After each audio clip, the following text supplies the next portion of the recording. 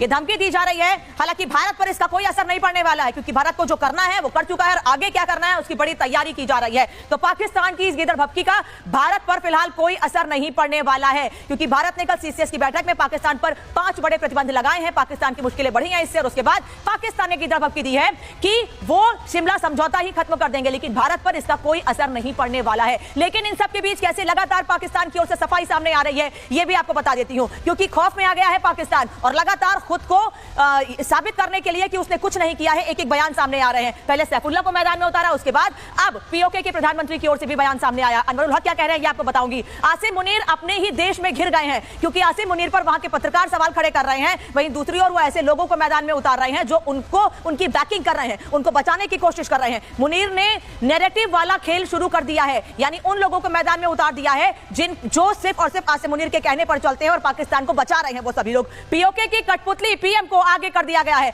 अनवरुल हक जिनकी बात मैंने की है वो ये कह रहे हैं कि आतंकी कमांडरों से जो बयान दिलवाया जा रहा है उसमें क्या कुछ कहा जा रहा है ये आपको बताती हूं। पाकिस्तान के मंत्री जहर उगल रहे हैं, एक तरफ पाकिस्तान के मंत्री जहर उगल रहे हैं, वहीं पाकिस्तान के पत्रकार ही आसिम मुनीर की पोल खोल रहे हैं। और अब आसिम मुनीर सैफुल्लाह जैसे आतंकी आका को और वहीं दूसरी ओर पीओके के प्रधानमंत्री अनवरुल हक को आगे कर रहे हैं। उन्होंने क्या कहा है आसिम मुनीर के बचाव में, सुन लीजिए।